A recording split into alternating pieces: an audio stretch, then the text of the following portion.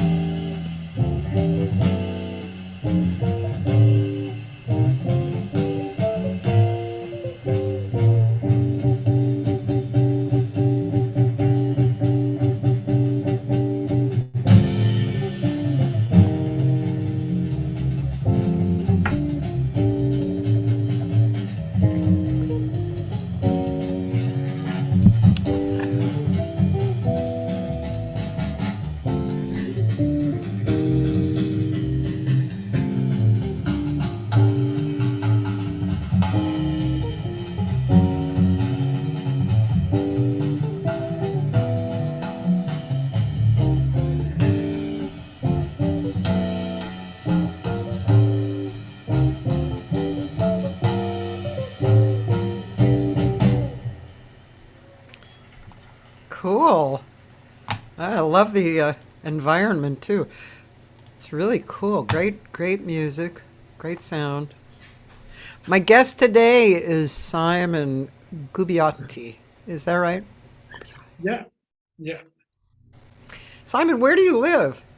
I live in Perugia, Umbria, Italy, just right in the middle of between Rome and Florence. It's a kind of triangle. Yeah. Cool. Italy, one of my favorite places that I've definitely been, you know? Yeah. Yeah, I love Italy. So Paul Jost actually introduced me to you. Yeah, we can say hi to Paul. He should be connected. I mean, I got an email yesterday, so probably he's watching us. Ciao, Paul. He will be here. I'm not sure he's here yet. He had to go to the pet doctor. Oh, Yeah, I think his dog was sick or something, but he will be here at some point. Oh, and actually, a guitarist who I would hope that you guys would meet. His name is John March, and he just moved from America to Spain. He's a beautiful guitar player, and he's really interested in connecting with other musicians in Europe. So, John, this is Simon. Simon, I'm sure you will. I'm sure you'll connect with John. He's really wonderful. A friend of yours looks like David Richardson. oh yeah, David is the producer of a series of documentaries. We are gonna, and I'm one of his creators. Oh, So yeah, David is a great guy. He's running actually this series of documentaries called Portrait of a Jazz Artist, and he found out me through a series of weird events. So, ciao, that's cool. David, that's very nice. I really like that. You just reminded me, I had something, a documentary kind of that I was part of, but I haven't found out what happened to it. one of the options. I mean, it's more than option is coming to LA. So Cool.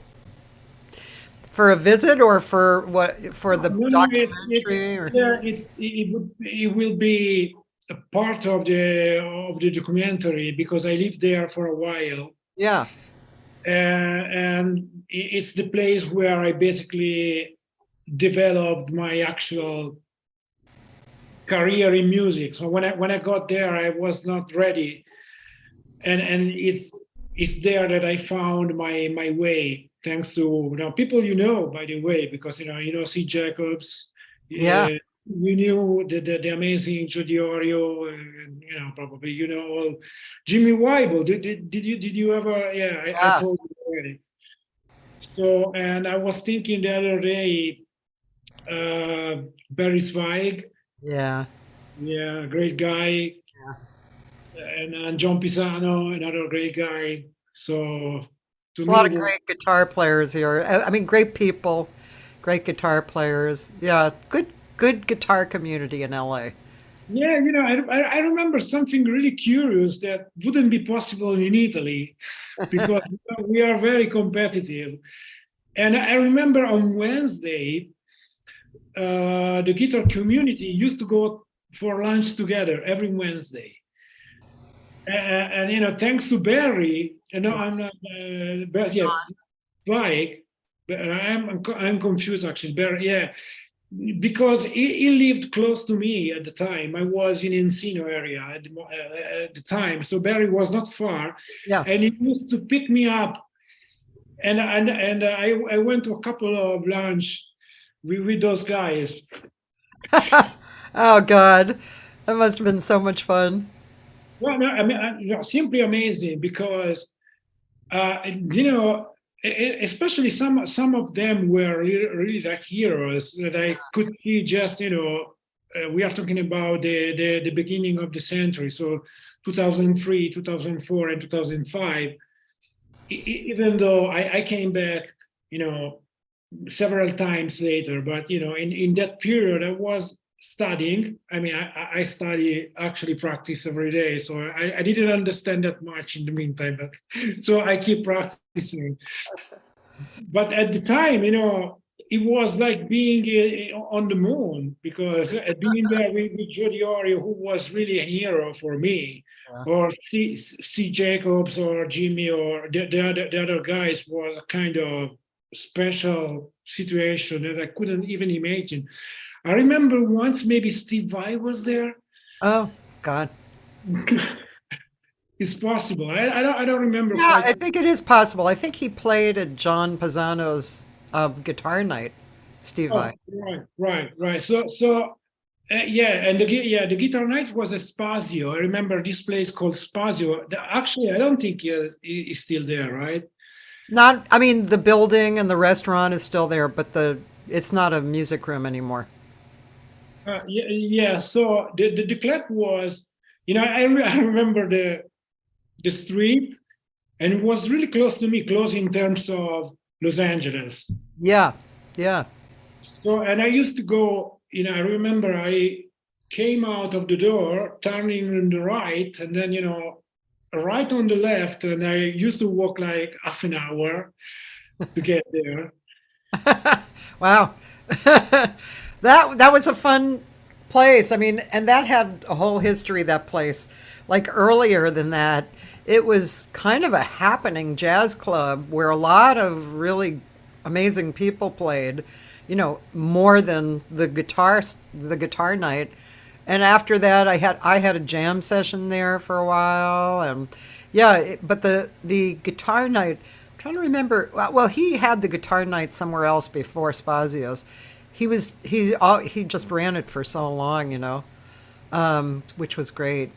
But yeah, I love the guitar player community. That's just really great people, and guitar. I love guitar. I think guitar is one of the greatest instruments. Very challenging instrument too. Yeah, definitely. Yeah. Yeah. Um, so yeah. So did you say you live in Perugia? Yeah. Yeah. So I'm assuming you do stuff with Berkeley when it comes to Perugia. Oh, that's funny. I mean, I was just telling the story to a friend of mine in Florida before, today, because my approach with jazz basically was a mistake. Wow. Okay. And Let's hear that. yeah, and Berkeley clinics that you mean, during the Umbro Jazz Festival, we have those clinics from Berkeley. It's actually more than 20 years. So, Yeah, yeah. uh, and when I went there, I I was playing since probably 4 months, in really late because I started around 25. Never played anything before. Oh. So and then I picked up this classical ugly. I can't show you. Is the guitar is still here, and so what was really a bad instrument, a classical guitar. We don't say the brand just to avoid. So and I was looking for a teacher Yeah. because I'm a self-taught, and so I was practicing the instrument, and then I really felt the need to find somebody to guide me or helping. So I was looking for somebody, and one day an old man who was a friend of my father came to visit us and said, "Hey, why don't you go to this place? Because a friend of mine is running those courses in the summer. It was July, of course." And I said, okay, well, why not? I mean, I can meet somebody else, or trying to understand what's going on with music and guitar. And then, okay, well, and I paid, because another curiosity was, at the time, there was no exam to go there to attend the clinics.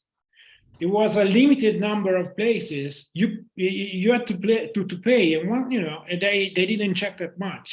Now, you have to send the demo or those kind of Yeah. things. It's more competitive. And then I paid, thinking it was a kind of camp scout. Like, you go there, or you see Major G and Oh, around. I don't know what to say. It was really kind of fun right, stuff. We can drink together, close right. to the fire, all those kind of things. And then when I got there, it was a just workshop or Yeah. clinic, you know. And I remember I was there with this ugly guitar, and Jim Kelly. I think he's still there. Was auditioning me, so testing my level, which was in existence. And I said, okay, do you want to play a standard? I said, what? Because I had no idea. You didn't even know what the word was, right? No, absolutely. Any informations about harmony or theory or whatever. So a beginner was more than me. And then, okay, let's play the blues. The blues. I was familiar just with some Italian pop singer, like very popular music. Not that much. And any zero musical background. So I was coming from the professional sports. So I really didn't care about music. Yeah. So and then okay, let's. He was discouraged because what can I do with you? And then we started playing. Okay, let's play something. And he started comping me, and by here I started improvising something, just Yeah. following him, and it went quite well.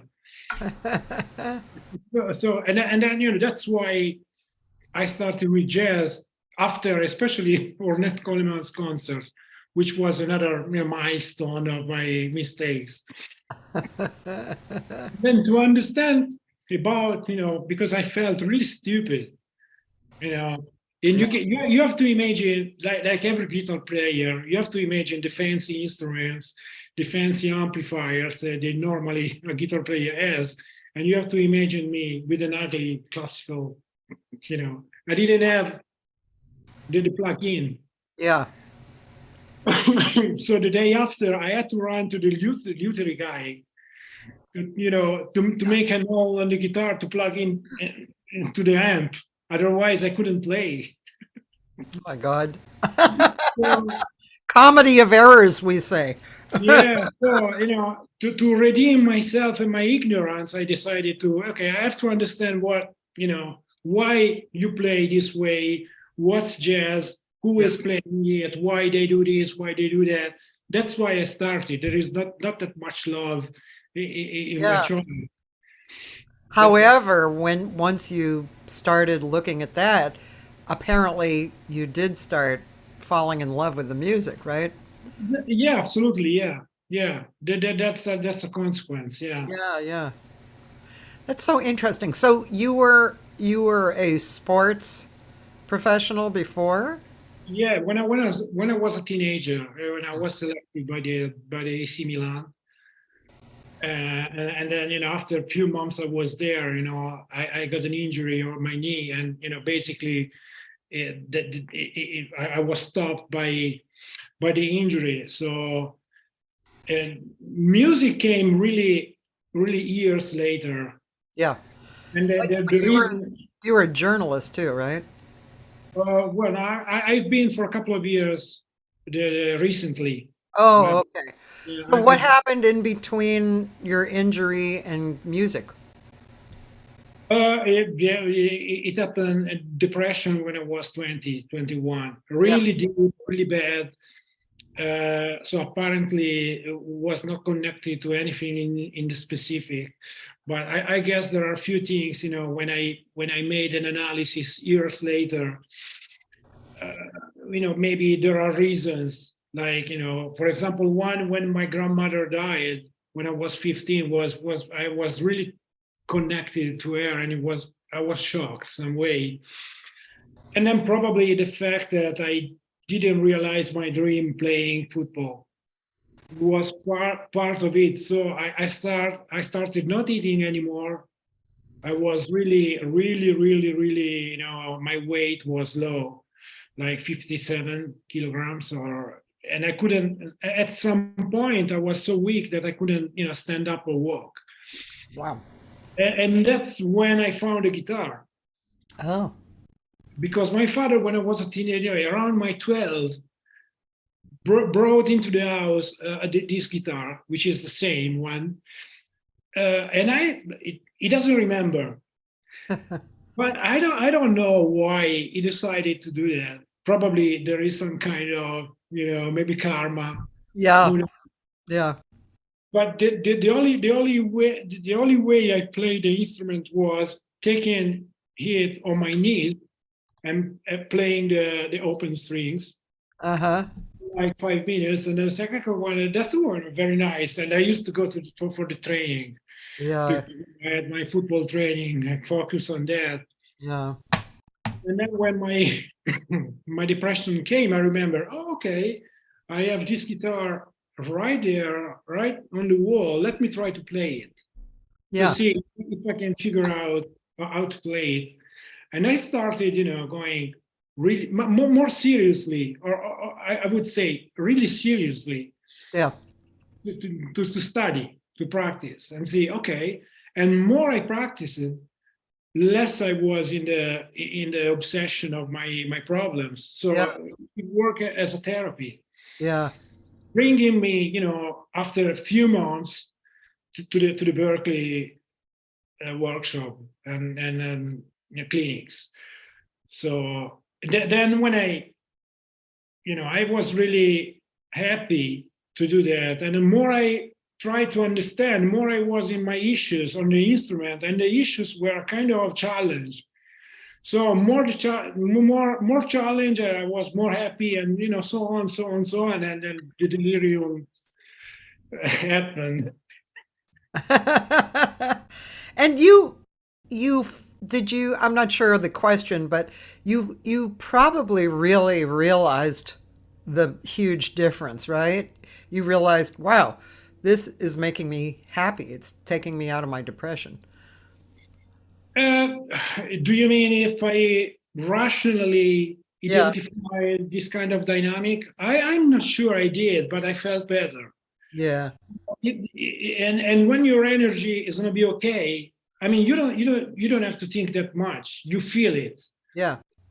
So I felt I was fine. I was starting to get better. And then I made a choice. Now I have a joke. Don't take me too serious, because I'm not a serious guy. So I like to make jokes, and I like to say that music saved my life at the time, but now it put me in worse troubles. Because, make a living with music is tough. Yeah, I know. It's interesting. But it's not like exactly we have a choice. We have to do music. Although we could do other stuff to make a living, but we have to do music too. Um, yeah, David actually sent Portrait of a Jazz Artist. It's probably the one with you in it, right? Well, I think he might be sending Innocenti, Okay. which is the first one they produced, actually, because there is a series that then after Innocenti there is Yoko Miwa, Uh-huh. who is American Japanese pianist, and then me. I see. Okay. Yeah, it's a page that I'll just show everybody and they can follow it themselves. But see, here we go. Uh, and Oh yeah, it's me. Yeah, yeah. IMDb, isn't that the movie one? Yeah. So if you're a member of IMDb, you can sign in and that's there you are. Nice Yeah, picture. let me use some a couple of minutes to say that David is really doing a huge job with this, because it's not easy this time. So Yeah. he's working really hard, especially we went to Paris, and he got, I think, David, can you confirm it? He got some prize also. I Oh, don't, I don't remember where, but he's doing really a great job. yeah, Uh, that's cool. So why did you go to Paris for part of the documentary or? we met with David because at the time we tried to push the series for how they call it, the Quest TV. Oh, okay. And then in Paris there was at the time a festival, movie festival, and so David invited me to Paris, and we went together to the quest. It's a funny story because we went right outside the building and nobody answered us. So we, Hello? so, Yeah, that's pretty funny. yeah, and we went to Paris. So actually, I spoke with a lady. I rang, Yeah. and the lady answered, "Who is?" And I said, I am, Simone Gubbiotti, like, I'm the Pope. So I was trying to explain to this lady, we were there to propose to the Quest a series of documentaries, and I was with the producer, but she didn't really understand quite well, probably my bad English. And so we stayed outside the building for half an hour, and then David said, "Okay, well, let's go back to the hotel." And so nobody answered us in Paris. Oh well. Have to try again. Um, and so am I correct, you came and studied at GIT or MI? Uh, Uh, or you yeah. just came and lived and took lessons from people? Oh no, this is another, this is another amazing story because I came for the GIT. Yeah, okay, so it was a while ago. Yeah. Yeah, we 2003. Okay. But I stayed in the school literally for a couple of weeks because they gave me C. Jacobs as a private teacher. Right. That's how I met Sid for the first time. But I was more interested in the school probably because I had an idea of the old GIT founded at the time by Joe Diorio and Ron Ashton and those kind of, Joe Pass was there at the Yeah. beginning. Yeah. But then someone explained me that at some point they sold the school to to a Japanese company or something. That was way later though. Yeah, Yeah. but anyway, when I got there, it was really kind of rock oriented. Oh, already. Okay. Yeah, and I was not happy. And I remember there was a kind of rule in the contract when you signed with the school that you can get your money back if you're not happy. At Yeah. least at the time was like that. So, talking to Sid, they suggested, well, if you want to play jazz, you really don't need to be in the school. I mean, I didn't feel to stay there anyway. Yeah. And then, okay, I said, well, it sounds good to me. It was a better choice I could make. And so I decided to get my money back. And I went to the office. And I remember there was a Japanese manager there. So she was surprised. I think not many used to do that.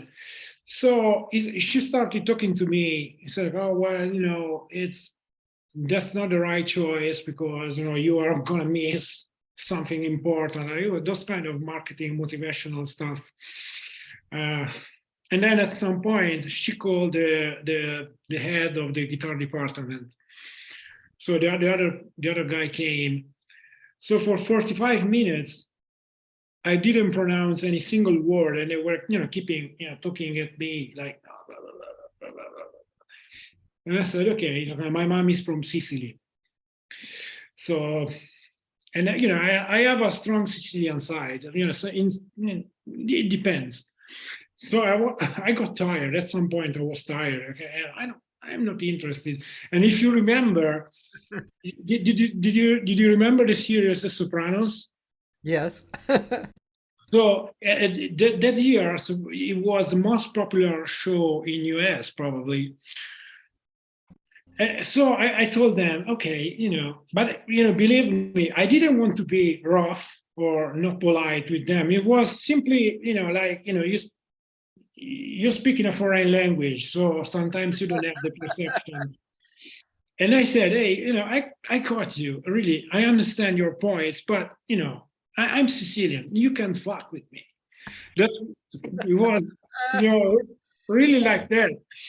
and the lady was like washing the face. It's like, oh, this is Sicilian. Oh, boy, he's gonna kill us. And she went like touching something in the papers, and then she came with my check.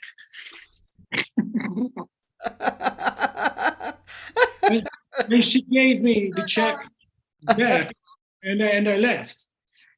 And I became really popular in, like John Pisani is Italian, right? Joe Diorio is Italian. Yeah. All kind of people, they love me because I said it. But That's a funny story. that's my story with the GIT. And then I left and I started studying with Sid for a while, and it was great because actually we are like brothers now. So, but at the time he was not just a teacher for me because he was generous. Like Yeah. he was going to a jazz club, and he picked me up because one of my lucky stuff in Los Angeles. Because I moved at the time from Encino to Hollywood, just to be close to the school. And Sid lives right there, so 5 minutes walking. So we were really close to each other. So I used to go to his house for a coffee.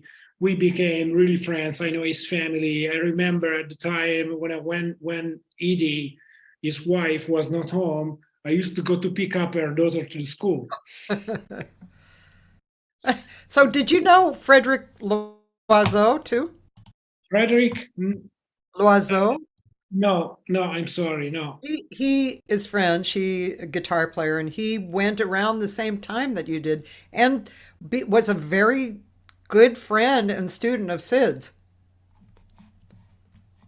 Well, yeah, maybe we have to meet some way, because CETA has a bunch of students worldwide. So Yeah, I should introduce you. You'd love him. He's a really great guy, beautiful guitar player. I just went to Paris for a week and I sang with three guitar players. I was in heaven. My husband said, "Oh God, there'll be no sleeping with her tonight." I was like, "Absolutely, God!" When the three guitars and me singing, I was just like, "Oh God, this is great." three guitar players all together is a big risk. But they were just all so good. There was Frederick and Thomas Crebillon and Serge Malot. And so anyway, they were all beautiful, sensitive and great players. So and they love each other too. So, it was really Did nice. you do that? Did you do that in Paris or LA? In Paris. Oh, okay. Yeah. Yeah, I went to southern France for a workshop for a week with Vinx Perret, who's actually on the show right now, and then that was a great workshop. And then I met my husband in Paris for a week, and that was one of the things. That was one of the highlights of my trip. I felt, going over to Serge's house and singing with these guys and eating pizza. It was great. French pizza.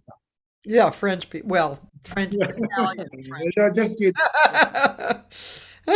I know. I have to actually.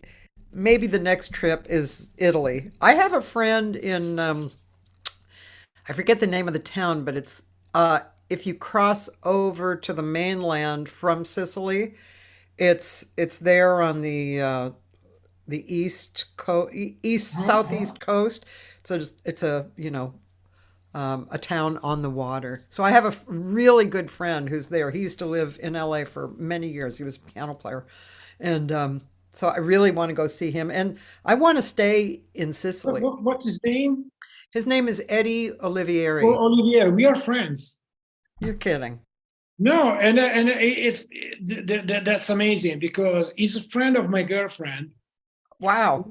who is from the same city, which is Taranto, actually. Yes. So Wow.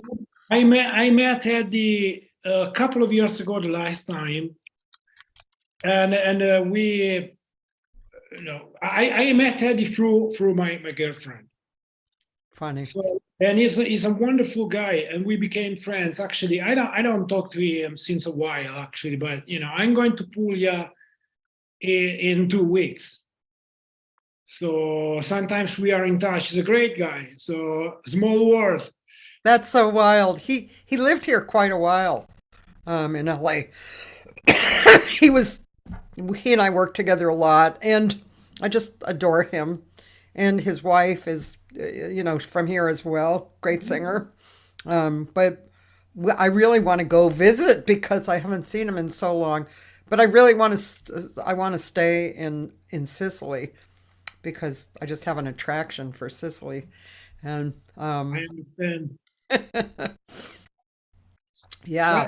anyway, to go to Eddie from Sicily, you have to go. It's a while. So But it's right on the mainland, right? I mean, from Sicily, you just go to the mainland, right, of Italy, and then it's right there. Tarrant.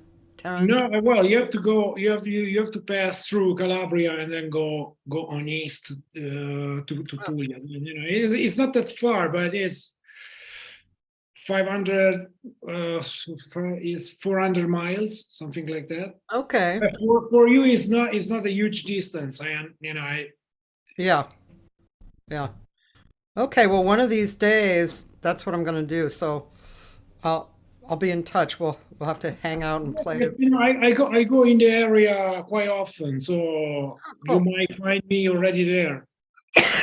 Great. But please, we go for dinner, but not piano guitar together. No, I just no, just why not?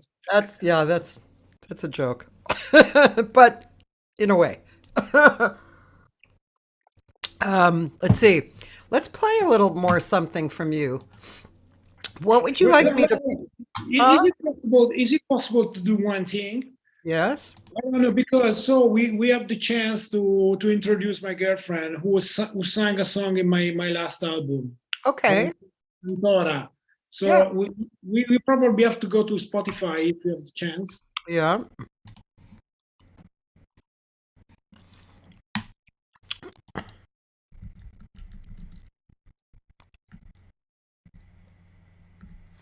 Um, sorry.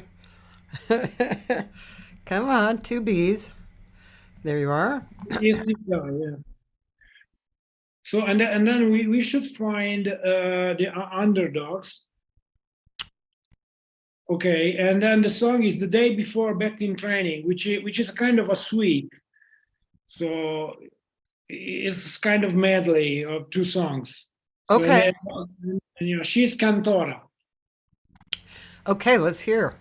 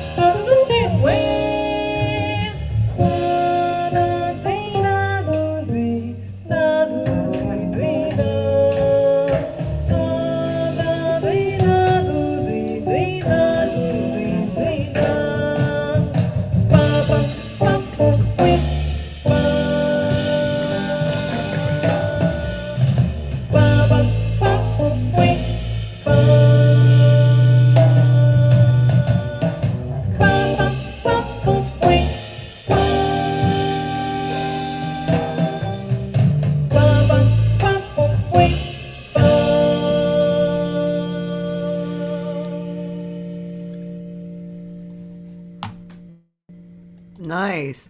What and is that? Did you say that was your original? Yeah, all the album is originals. But I was reading a comment about something about I'm a rich guy. I don't about Spotify. I'm more rich. I don't understand those jokes. You don't understand the jokes? I really don't. Well, you're a little bit richer because my friend actually bought something off of there. So Oh yeah, yeah, you're 0.00000002 cents richer now. well, that's the Spotify. Yeah. Well, what's the name of your friend? Roland Ascaruns. Okay, Charles Roland. I didn't do to be because I don't have other way except the physical, and actually it's impossible to make listen to the track. That's why I went to Spotify. But Yeah, it's an interesting life that this has become. My friend Dan Davila said you sound like Steve Hackett, former Genesis guitarist. oh really? That's what he thinks. Yeah. Wow. I like them a lot, but not in the period of Steve Hackett. But I listen to the Genesis a lot. Yeah. Thanks. It's great. Yeah. So, what do you do these days? What do you busy yourself with?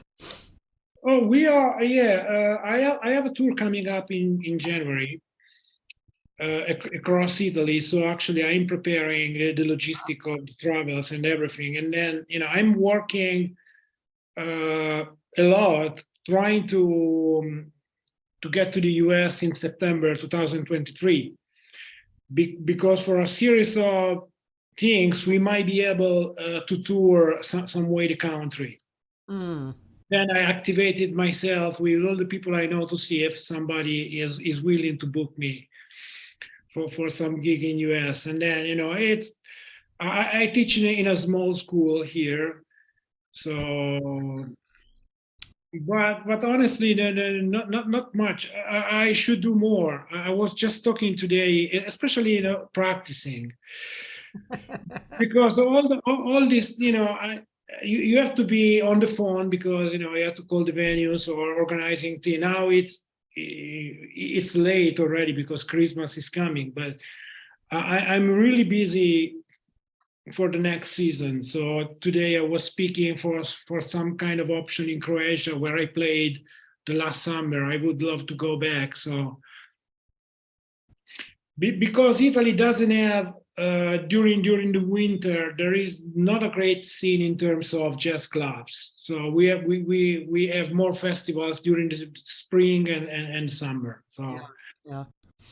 Yeah. I was thinking about that recently. I don't know why I was thinking about it particularly. I mean, it comes across your mind when you talk to people about all this stuff. But yeah, I was thinking about it too, about, the balance of what you do if you're like us and you're on the computer and you're dealing with business, but you have, you want to, you have to, whatever, practice. you know, I mean, you have to practice. I have to practice. I'm working on my technique right now, which is kind of um, I'm kind of changing my vocal production right now. So I have to really.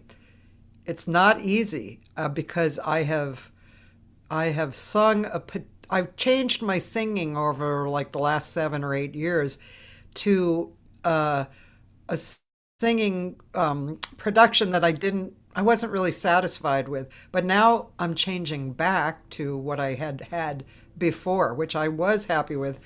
But it takes a lot of mental attention and commitment and trying working what practices. And then that's not even to talk about learning songs or writing or just the musical aspect itself. I do like to play with people at least once a week, whether it's a gig or just getting together.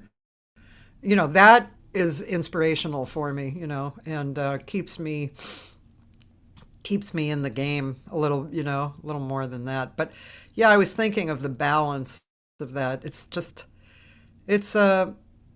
it just is. It is what it is. You have to do the business part of it if you want to continue playing, right? Yeah, but sometimes, at least for me, I'm good with a certain kind of stuff, Yeah. but I'm not good with some other aspect. I mean, I'm really good when I have to promote things, like, for example, when my album came out in March, Yeah.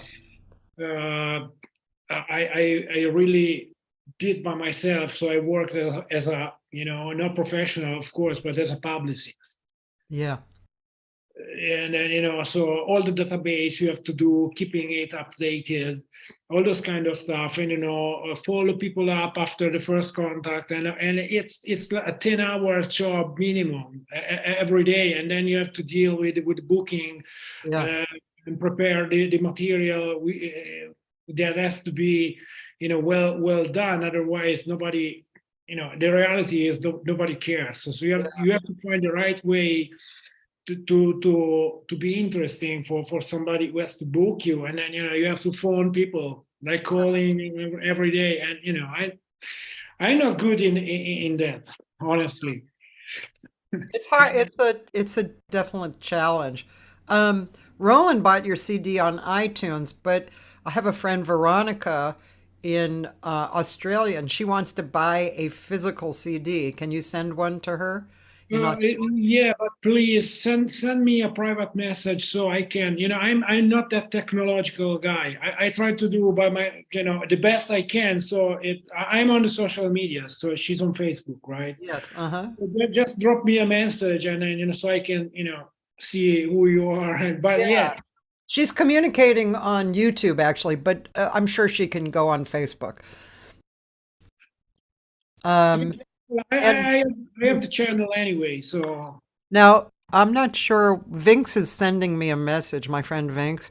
I'm not sure why he's saying this. Vinx, you might want to explain a little bit more. He said agent is Pompei Beningasa for Sardinia and Sicily.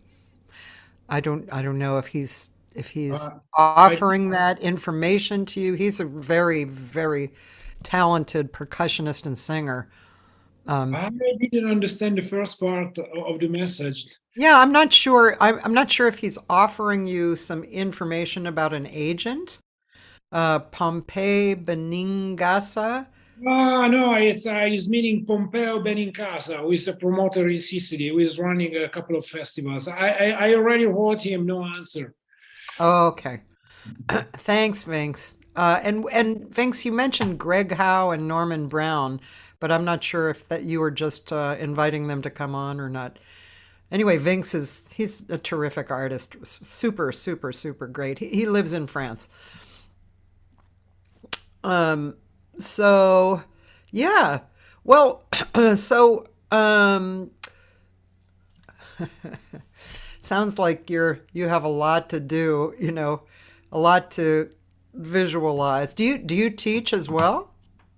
Yeah. I do. So sometimes I go to England to do that, and thanks to my close friend. So I take advantage. So I can talk about Marco, Yeah. who is a great guy. And sometimes I go to England Uh-huh. because being a strange person. I mean, in terms of music. You mean you're speaking about yourself Yeah, of course. being a Yeah, strange person? Okay. no, Marco is a huge artist. I mean, you should do the same thing with him because he's amazing. So I need to put in touch with Marco Marconi, who is a piano player Oh, from my same area. Moved to London 10 years ago. He's doing really great. oh, We have a duo together. So sometimes he finds a way to take me to England to teach. oh, I see. So I developed those 6 workshops based on my particular experience. So of course, I didn't invent anything because it's impossible. But something I think it's interesting in terms of psychological approach to the instrument. for because probably my background. And I used to work with the students in a sport way, making some comparison between physical training and the training you have to have on the guitar specifically, but I guess with anybody other instrument, any other instrument. So and then it's part of the workshop. So I teach also online if somebody is interested. Why not? I mean, I do. I have few students from one is in Korea, so but not many. But I used to do that. I like a lot. Then these days, I'm doing something I didn't think I was able to do. It's like teaching to some beginner. Yeah. Not really interested in jazz, fortunately. Uh, because normally I don't think I'm a good teacher for a beginner, especially like a normal genre, if they like pop rock or something. But these days I'm doing that, and it's good. So Okay. I'm good. I like it. Yeah, teaching is it's pretty cool. It shows you so much. I did a workshop yesterday for 8 students with piano and bass, and each student had a half hour, and it's just fascinating for the students too to see each person get up, and they have a different set of abilities and different problems. And so an experienced teacher like me and also the musicians, being experienced as well, we can go straight to the point and give suggestions to pull them, to the other side. It's fascinating. It's great. And that's one reason I love workshops, because there's all these different problems, right? Well, So, it's really close to the sport in this yeah. sense, because if you think of, I'm a big guy, tall, and when you used to do the, I mean, in English, it should be the training camp. Yeah. We had those weeks before the season, the first game, so every day going, twice a day, Yeah. and a guy like me needs something different from another short guy who is Yeah. probably is fast, but he doesn't have the long run or whatever. So in theory, any human being has to be prepared in a different way in the sport. Yeah, right. And music has the same kind of, I don't know the word, but it's the same kind of, you can have the same kind of approach, because everybody has a different way to learn things. So you have to find the right key for every student to get, where they want to be. Yeah, I wrote this little book, this little book. It's a little philosophy book, the act of becoming. And I put it together during the pandemic, but I had been working on it for a long time because I noticed in teaching that the same rule that I would apply to voice technique was the same that they needed for jazz and the same that they needed for life. It was the same rule. It applied on each subject. So yeah, I really agree with that. And also that brings to mind that book. Can't remember the name of it. I don't think it's called The Art of something. But anyway, there's this whole. This guy was a tennis player, and he brought the basics of tennis to music too. Oh, So I can't remember. I'm sure somebody on here will know, and I do know this one guitar player who might show up who he always knows the answer to my my forgetting. But yeah, there was that famous book as well. But yeah, but teaching is it's just it's a great tool. Uh, oh, thank you, David. Yeah. Um, but yeah, I really like, over the years, I've really appreciated different books. that lead you into this kind of thinking, you know, because playing music is, part philosophy, right? It's part where your head is. So any books that can lead you towards that way, like Kenny Werner's books, and Stephen Nachmanovich wrote a great book called Free Play, Improvisation in Life and the Arts. And, the bass player book, room, what was that called? Victor, what was his name? Very famous bass player. Anyway, just I really like books like that. Do you ever read those kind of books? I know the Kenny Werner one. His second one that he came out with like last year is fantastic. And tell me again the second one, because I've been reading something, and but I don't remember. It's about. Well, it's a follow up book from his first book. So I think it's called, let's see, I have to go look for it because I forget the title of it. It's a great book, though. Kenny Werner. He's one of my favorite piano players or Yeah. musicians. Yeah. Oh, it's called Becoming the Instrument. Oh, okay. Yeah. Yeah, he's an incredible player, isn't he? He's just so He's, wonderful. he's amazing, and I like especially when they have the trio with Ari Hoenig and the bass player with the impossible last name. Who is amazing. Don't get me wrong, he's amazing, but I can't pronounce the last name. Biden something. Uh, And they do really great things. And by the way, some of the arrangements of my last album are really inspired by that kind of approach on the trio. yeah, Because sometimes they seem, it's like they write down arrangements, and at some point, it seems to be like chamber music. They have, like, the kicks, and they are always together. It's incredible. yeah. I that reminds me this trumpet player named John DeVersa. He's one of my favorite players and writers and arrangers. And now he lives in Florida. He's teaching. He's like the head of the music department at a school there. He used to live in L.A., but um, he has a really great perspective musically and personally. Oh, thanks, Dan. Yeah, I was talking about Victor Wooten's book, The Bass. Huh? He has a great book too.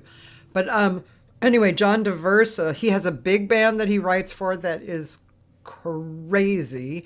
Then he has this, uh, let's see, it's a quartet or a quintet? One, two, three, four, five. Quintet. And so, because I've been a fan of his for so long, I know a lot of his songs. And now what he does is he has the songs, he has a beginning arrangement, and then they just go from there. It's so satisfying to hear, you know, because there is the song. You recognize the song, and it starts, kind of firmly together, but then then it's like, you know. Yeah, it's definitely amazing. And I tell you this, we met once. He can't remember because he was busy. But we had a showcase in Bremen on the same stage. He played before me, and then I played after John DeVersa, and he was amazing. He's great, isn't he? He was amazing, and I remember, such a sweet guy, Very. but he can't really remember me. But who knows? Maybe if he's listening. He is great. He's a really cool guy, and his music just is incredible. I actually just adore the small group. I don't even know how to say it. I just get high listening to the group. It's just because the musicians match. They take his point of view and match it, and his point of view is very rhythmically and harmonically unusual, and it's very firm. I mean, it's how he sees it. is how the music stays, and it's it's just pretty amazing. Yeah. By the way, your friend is here, Marco Marconi. Oh yeah, Marco, we just talked about you. You have to connect with Cathy. So he's a great guy. He's one of I and he doesn't believe me. I think he doesn't believe me when I tell him I have so much respect for him because he moved from the city, Yeah, going to London and staying there and establishing himself in the business in UK, which is not easy. And when you are far from home, it's not something easy to manage, if you know what I mean. When I was in LA, like an ocean was between me and yeah, my house and Los Angeles. It's not easy. So I have really a lot of respect for Marco, really. that's nice. By the way, my friend Dan uh, said anyone wanting a physical CD can buy one from you on Bandcamp, which is that's pretty good, right? I mean, Bandcamp gives the artist the Yeah, most. no, of course, but it's anyway me managing my band camp, so they get the commission. So if they write me directly, I have copies in my house, so I can send them any. It's gonna be me anyway sending the album. Okay, there you go. So, Oh, there were only two available on Bandcamp, and he bought them both. oh really? Yeah, So it means I put just two available? I don't I know. I'm don't not know. sure. That's what he said. There's only two available, bought both. So, Okay, well, thanks so much for doing that. Well, and then Dave said, I don't know what this means. Bremen, jazz ahead. yeah, it was a just a ad, yeah. So And where I met John Daversa, I don't remember the year. Maybe it's like 2013. I see. Okay. I don't remember actually, but it was in Breven. Yeah. Yeah, yeah. What year, he said? Uh, 2013? it has to be to me 2013. Okay. So let me ask you about composing. Yeah.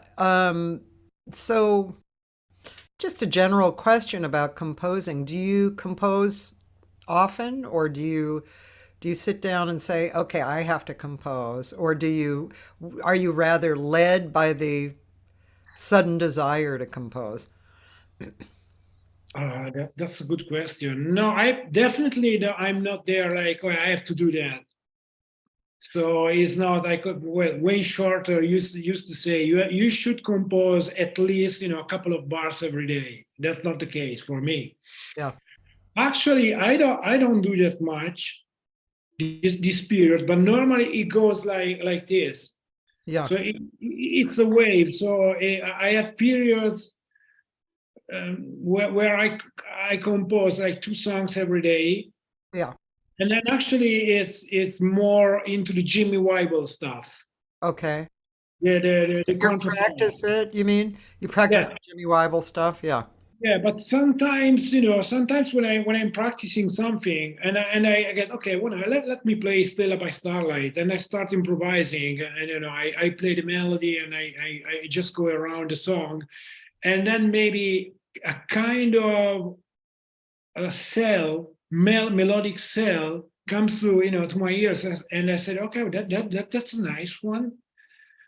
And then I put down, I write down it might be, one note, a couple of notes, three notes. And then sometimes it inspires me that much that I write a song.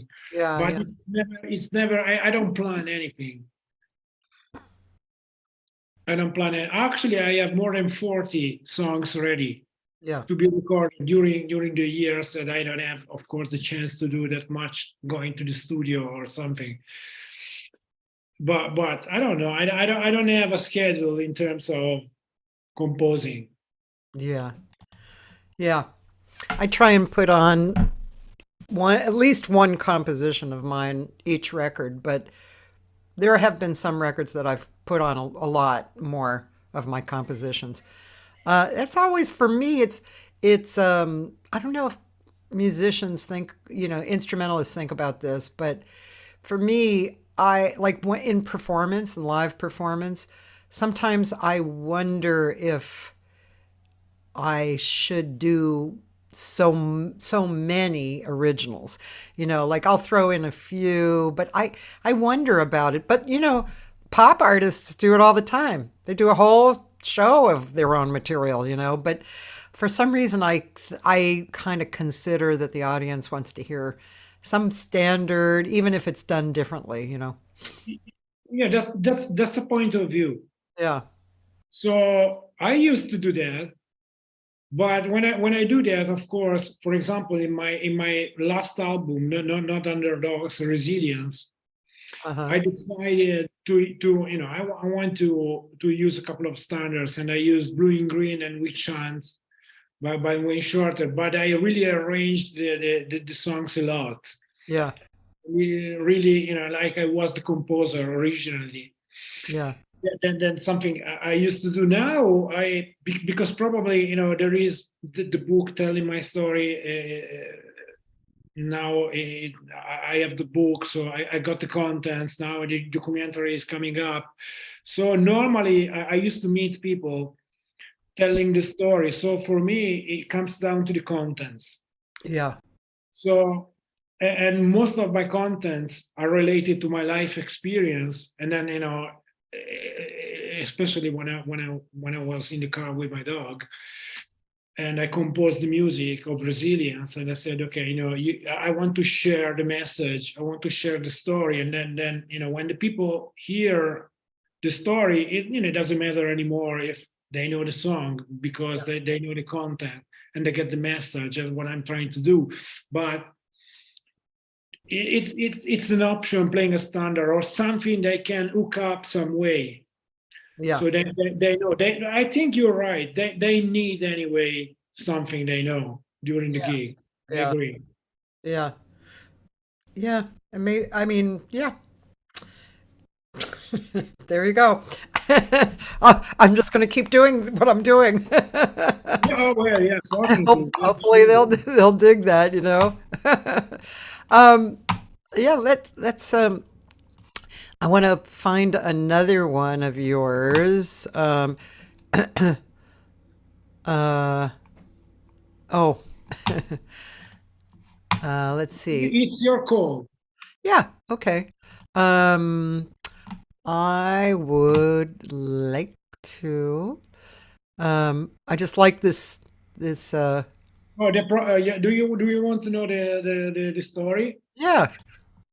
Yeah, because the promise to my friend, as I did meeting, because the entire album actually, which was recorded by the way in Pasadena, Uh-huh. and Peter Erskine is on drums and Derek Coles on bass. Ah, So it is dedicated to my best friend, died actually in 2007. yes. So one of my peculiarities is I want to quit music all the times. Okay. So that's one. Oh, I'm tired. I don't want to be involved. You know that. Okay, Yes. everybody. And so anytime I try to do that, something happens to bring back me on track with the music. Unfortunately at the time was my best friend who died, Oh, and it saved my life years before when I was depressed. He came, he really came to me a lot. We went out for dinner. It took care of me a lot. yeah.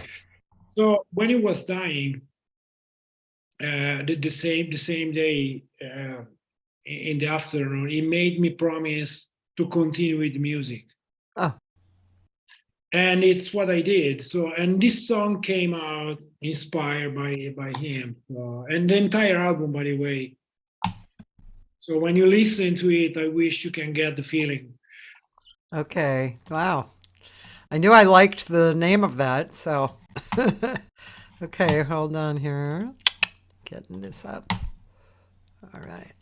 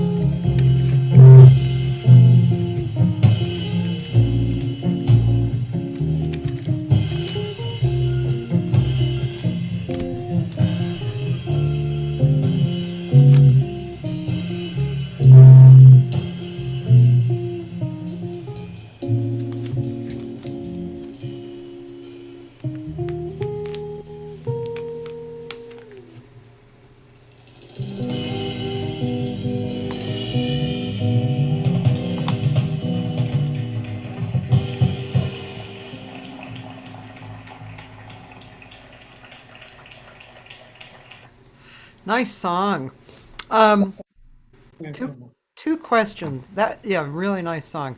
Beautiful space. Why is that guy sitting in the lawn there? Just curious. No, I don't understand the band. No, the guy in the chair.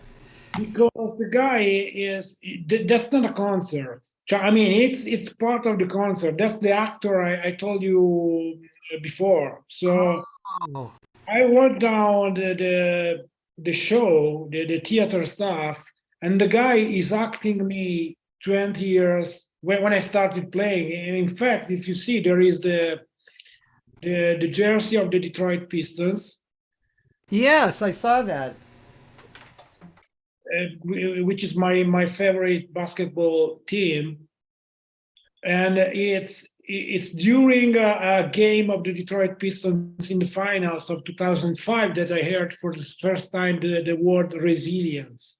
Oh, And then if you go through the video, you see the ugly classical guitar, oh, yeah, yeah, yeah.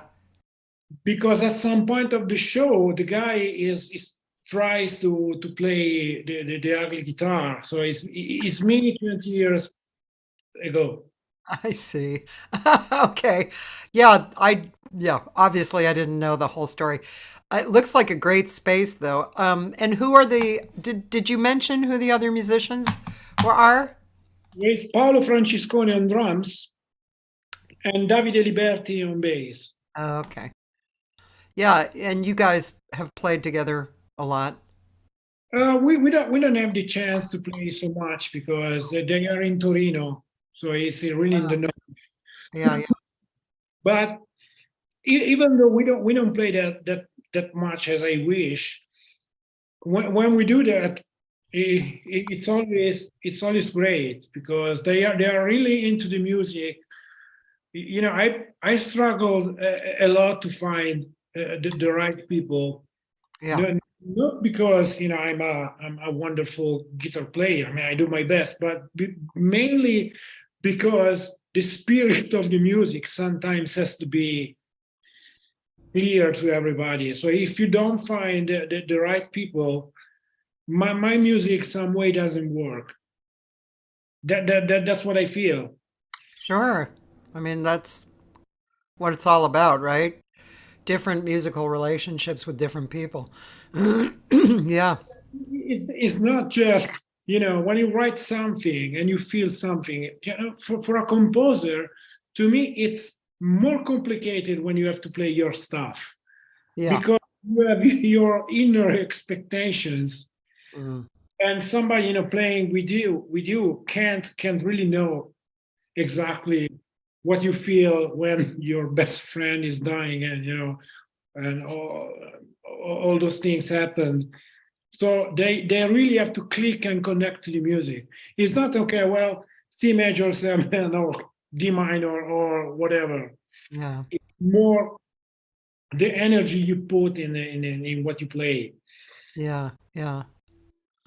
I understand. Yeah, yeah, it's very interesting. I'm usually surprised when I pull out an original and I haven't rehearsed it and but I just pull it out on the gig, and then the musicians do something good with it.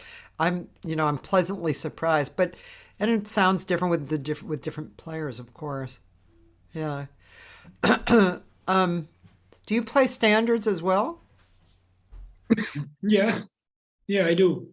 Yeah, I have my favorite, of course, but What that's What are some of your favorite standards? Do you go back to a few standards? Kind of intrigued with harmonically how they are, or uh, well, actually, well, everything from Wayne Shorter. yeah. Yeah, I love basically everything. Uh, but that's another area where I feel I have to really, go back and improve much, more, and using more of my time practicing standards that, I didn't do that much recently. So I really feel I have, to go back from, and one of my favorites is Someday My Prince Will Come, for example, Yeah. or Out of Nowhere. Well, I don't like that much. All the things you are, but we have a kind of list of we that we have to know. Yeah, yeah, of course. So I'm playing these days Misty, Oh, really? Huh. or one thing I do is related to Jimmy Weibel stuff. With if we have still some guitar player connected with us, just check out the Jimmy Weibel, uh, the art of two lines improvisation, how Jimmy developed those contrapoint concepts. So when I go through the book of Jimmy, and I get some kind of interesting stuff or material, I find out anytime, even if I'm practicing since 20 years. Anytime I go there is something new that I see in a different light. And then I go there, I practice the book, and then I select some kind of passage or cell I like, and I try to apply to the standards. So then I pick up a new one, and I see, okay, does it fit Jimmy's stuff on it, and I try to harmonize and everything. So it's what I do. I see. Yeah, that's good. You take a piece of information, you learn it really well, absorb it, and then you apply it to different songs. Yeah, one thing I always did, because I'm pretty bad, or more than pretty bad. I'm definitely really bad in playing things by heart with memory. If you try to impose me, oh, okay, you have to learn this solo, the transcription, and you have to play it the way it is, I'm gonna be in trouble, Yeah. because for some reason I can't really do that. I don't know why. I have problems. Then I developed this system that, okay, and to me, it's my opinion, so I don't want to hurt anybody, but okay, learning a transcription Uh-huh. is not that so useful. I mean, you should sing it, the solo. If you like it, you should sing it, but nobody cares. John Coltrane played already. Yeah. but sometimes you can pick up some kind of nice informations, and then make your own stuff, if you know what I mean. Yeah. So I try to develop and manipulate the material so I can use it in my way, to Yeah. absorb for myself, and then I can express what I want through that kind of study. Yeah. You know, um, it's interesting because, well, there's a quote that I really like uh, from Buddy Rich. He said, "You have to have enough ego to get out of the way." It's great, right? Yeah, you have to, you like you said, you have to soak it in and see how it affects you to use it. And that's having enough ego to actually do that, so that it can actually have a flow and a result. Yeah, I don't see personally as a ego attitude. I mean, it's simply, We don't mean ego in that way.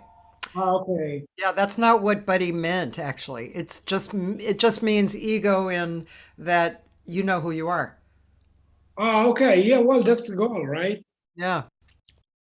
Today, I was reading Pat Metheny's in recent interview, and he was saying, there are actually a bunch of amazing players today. The technical level really raised up a lot, Yeah. and I agree with that. But not many, you can't recognize not many of them because they sound pretty the same, Right. which is interesting. So to me, the goal was, challenging myself since the beginning. Uh-huh. I didn't want to go on stage, really, believe me. Yeah. Even now, I'm not, yeah, I go on stage because that I'm used to do that. I have to, if I want to play professionally, I have to be on stage.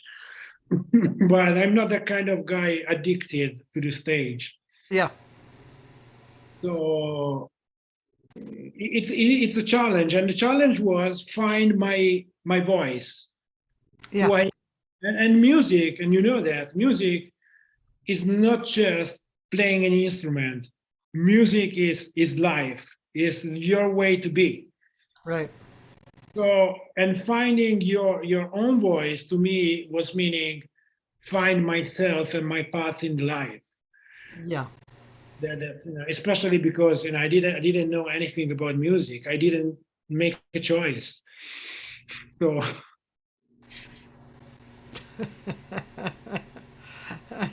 So at this point, you're going, I don't know how I got here, but I like it.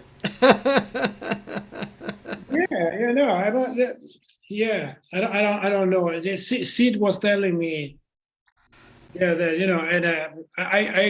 and I used to discuss a lot about issues, like my issues on the instrument, and I said, "Hey, Sid, I'm not. Why I can't play this solo? My memory doesn't work that way, and it's funny because normally I remember everything.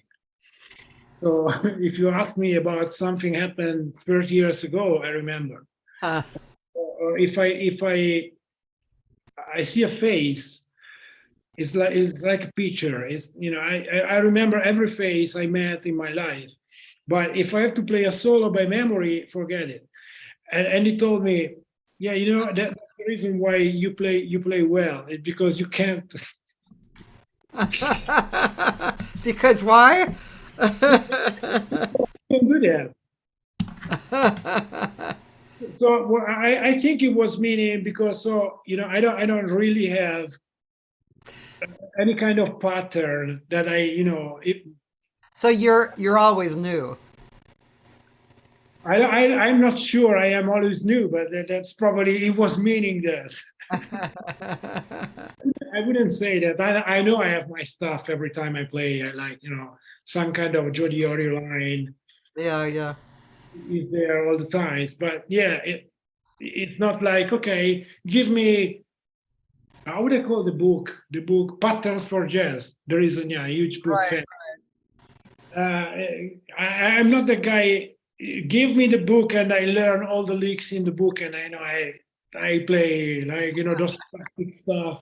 Yeah. You couldn't do that. And it's probably Sid was meaning because you don't have this attitude, so you don't sound plastic. That's probably was meaning that. Yeah, well, that what you just described, that's true in singing too. Right now, there's a lot of singers who, the younger singers who have come up in the last 10, 15 years, they're really adept. Their abilities are really, really good, and but it takes a number of years to and sometimes it doesn't happen, but it takes a number of years to settle in and become yourself, and bring something original to it, especially when the sound that gets produced is similar to other people. So, Exactly. yeah, but yeah, that's something I've thought about that a lot. Um, I don't know if you've thought about like your tone. How does your tone feel? I've thought about how do I sound? How is my voice being produced? Like, and how am I singing? How you know not while I'm singing, but kind of listening later. Like, what makes me what? I don't think like what makes me different. I just think I observe what I do, and I think, oh, okay, that's what I am, and it's not like somebody else. But I don't know if you think about, do you think a lot about your tone, for instance? Because that's something that's for a guitar player, especially. That's something that you could decide on earlier and go back to that tone again and again, right? I know since the beginning I had an idea of what I like uh, in terms of tone. Yeah. But it recently, I really pay attention much more than I used to do. But I have to say that I don't have many problems to find my way in my tone. So it comes naturally. So I had an idea that, and I struggle a lot, especially with the instruments, Yeah. to have the right guitar, to find the right amp or something. Yeah. But anytime, how can I say that? So it came one point where anything I touch, Yeah. my my tone is there, and it's probably more in the ears than really in the finger. I don't know how to explain that. It's more in your ears than your finger. Is that what you said? No, no, I mean, of course, playing the instrument, your touch is there. Yeah. Sound, the tone. I used to imagine it has to be, before touching something or adjusting something. You know, I have in my mind what I expecting. I have to do that. I start to explain in English. And I mean, I think it came from a reason recently, because for a long part of the recent years, I didn't have any amplifier. For a series of coincidences, well, if you think I lost the house, so you can imagine I couldn't have instruments, right? So, and for years, I played what I found everywhere. So I used to go to a club and they gave me an ugly amp. So I didn't have a choice. Like I never spent a bunch of money to buy the latest version of the most beautiful digital amplifier. Yeah. Yeah. And then I tour in 1 week for in seven different jazz festivals.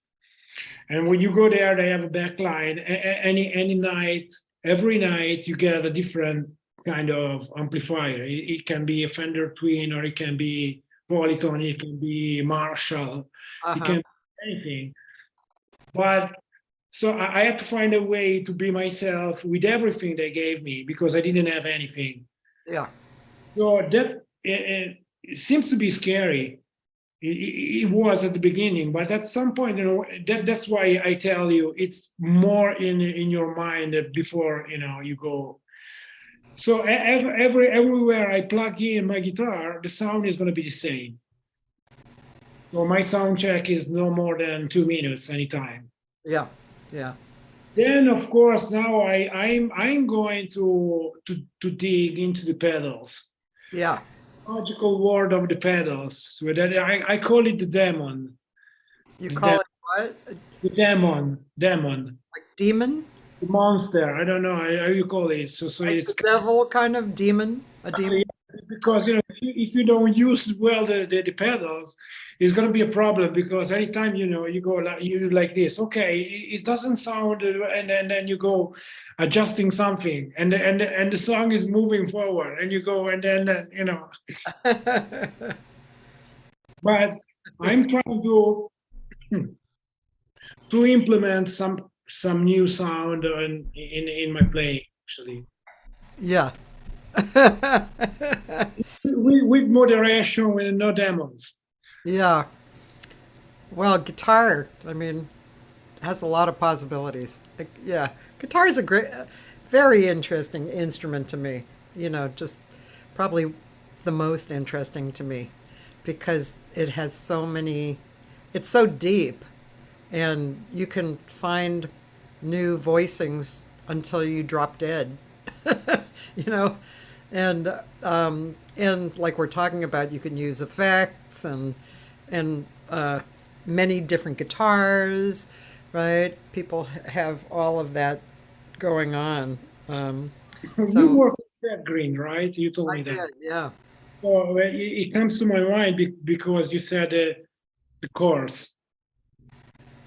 He was a master. yeah. What a mind. Yeah, yeah. He was incredible.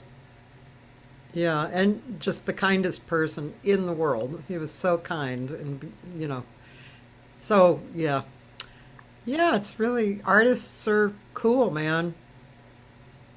We really contribute to the planet in a big way. It should be more than they treat us, but Definitely. Yeah. I think at some point I'm not sure. It takes time for my mind to create um new things to do, but at some point I want to create something that will specifically say some kind of event or organization that will specifically say artists are super valuable, and so I don't know. At some point, I'll do that. I'll go. Oh, I could do that. Blah blah blah. yeah, yeah. John March, that guitarist, he said he's going to go to sleep, but he wants to connect with you. So, in fact, I'll just send a. I'll Yeah, connect. I'll connect you guys right now. So, on email, I'll make a little email. Here we go, Simon. the beauty of the live streaming. You can Exactly. immediately. And John March. There we go. I just and I'm just sending you both your own, some your emails. I'm gonna do the same with you and Marco Marconi because he's a great guy. Cool. Great. Great. Um, so, do you have any recordings coming up? Um, Not now. The new one is has been released in March. In March, so actually, I'm working at least until the next season in the summer to push it. And then I'm gonna. Well, let's see. I have few ideas. So actually, Cantora is going to be worried because one of my ideas is to use the voice like a saxophone, a horn, Oh, without words, like she did in the album. But I have really a series of melodic songs fitting perfectly with voice, and I would love to make a project involving more the voice than I did until now. cool. Then we want to record an album with Marco still. Yeah. We have to do that because the potential is really huge. So that's another thing we have to set up and make. We have a lot of ideas, but sometimes not easy to accomplish. I know what you mean. So, in your bio, it talked about you being a writer and journalist, right? So you did that for a little bit of time, or are you still doing that? No, I don't. I don't do that anymore. I left the magazine for a kind of situations that I prefer not saying actually. Yeah. But I worked for a couple of years with Jazz in Europe magazine, Okay. and I was supposed at the end of my experience, I was supposed to be the editor in chief of the magazine Oh. because the the founder the founder asked me to do that, and I did for quite a long time. But I found out that my articles and the activity was not out, so Oh. he stopped releasing the articles for some reason that I don't know. Oh. So when I got to the point that people came to me complaining about few other things, I said, okay, no, it's not for me anymore. But it was fun. Yeah. It was really fun, like connecting with people worldwide. I had a bunch of contacts. I did great things. It was amazing. But I don't want to waste time writing or making interviews that don't go out. Yeah. Yeah. Of course. Yeah. Definitely. Yeah. I wrote for a while too. I was reporting on concerts in LA, which there were a lot of. And then um, the editor, yeah, she didn't like the way I wrote, basically. And so for me, writing was secondary. It wasn't it wasn't something I really wanted to study and change and go after and really improve on. I thought I wrote pretty well. I observed what was going on and I talked about it. I'm not a critic, you know, so I wasn't critiquing the performance, you know. I think that's what she wanted more of. But that wasn't really what I wanted to do, so Well, we had a rule in the magazine yeah. which was never. I mean, I don't necessarily agree with that, but I can understand. We if you don't like something, they sent us a bunch of CDs. You get a lot of proposals every day. Yeah, yeah. So if you don't like an album, don't take the review. That was kind of rule of policy we had, but you know. I've heard that before. Yeah. I mean that's reasonable, right?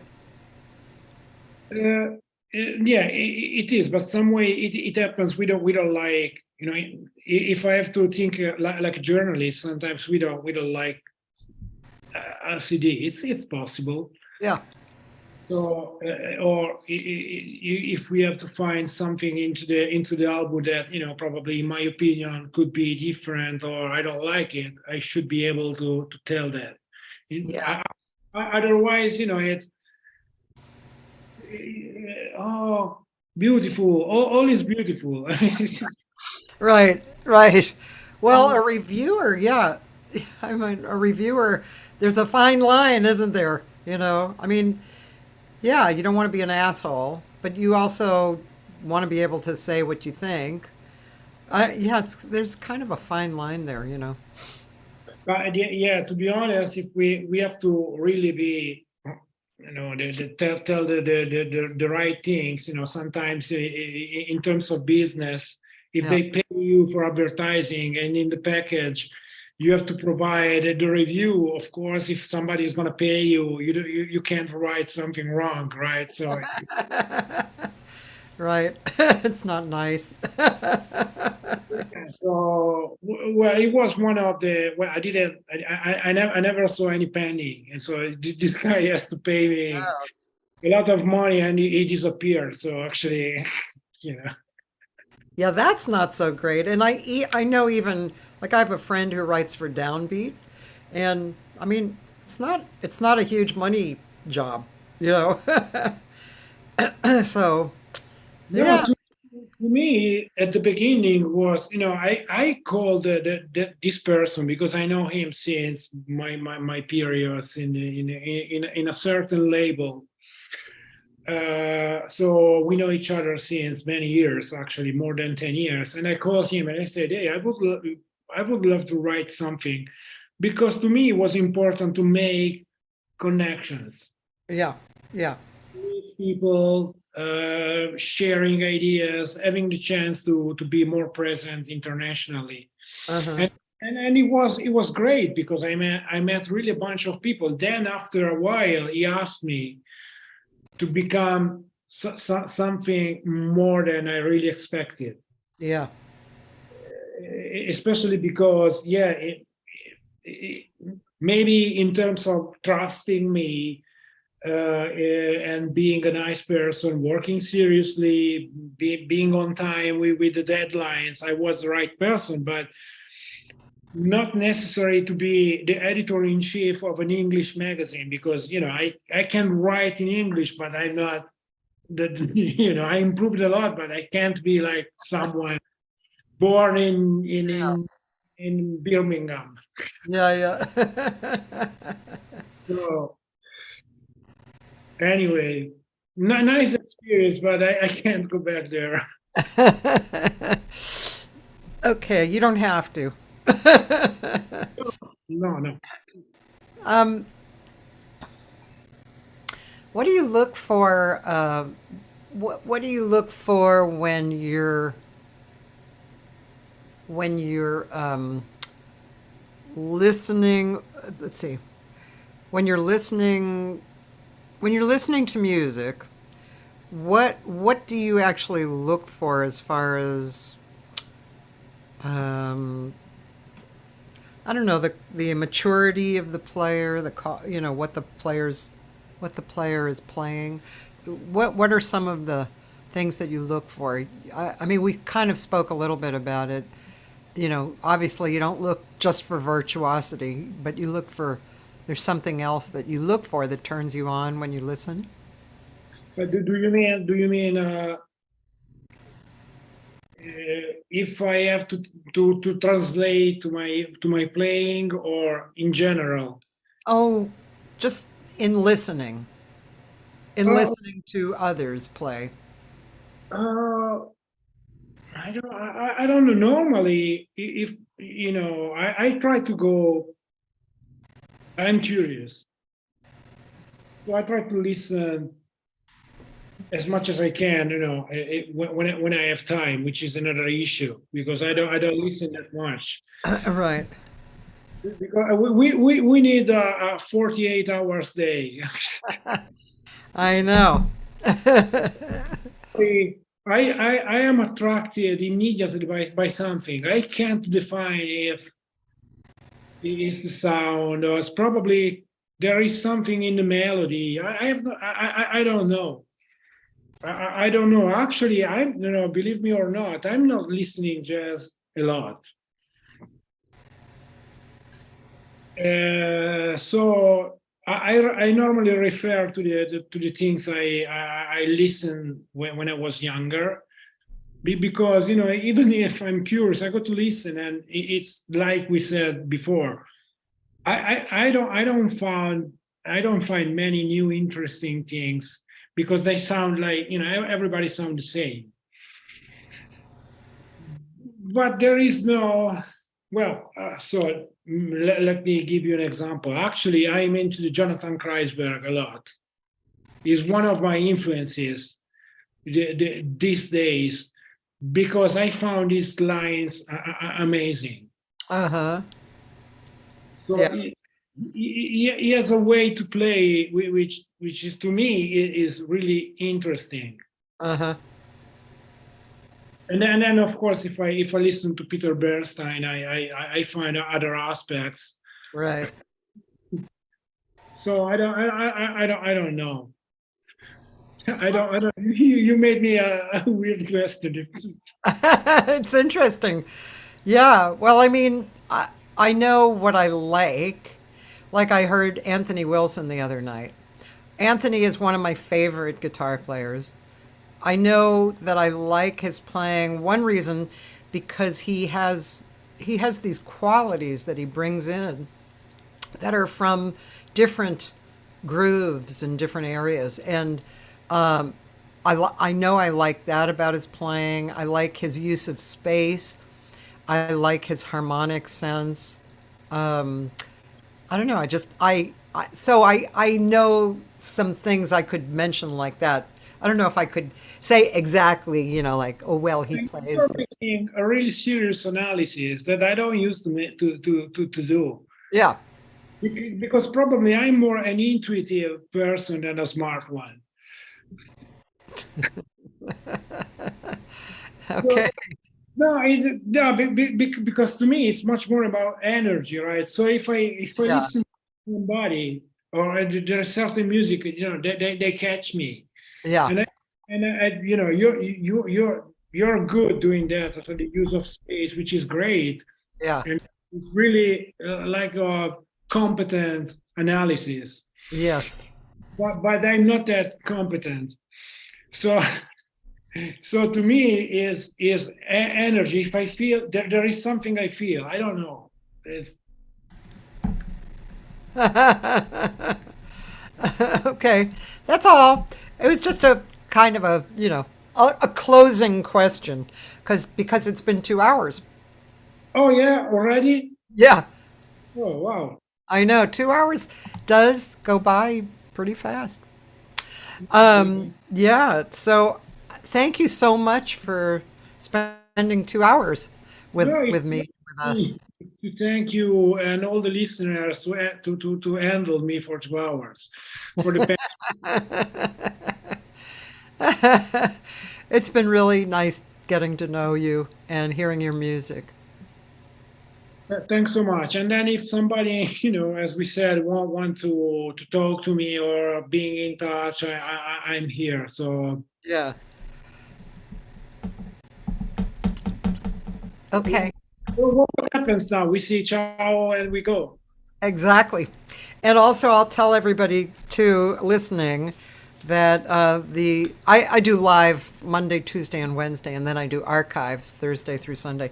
So tomorrow is a great vocalist and violinist named Calabria Foti, Italian name, and her husband Bob McChesney, who's a great trombone player and arranger.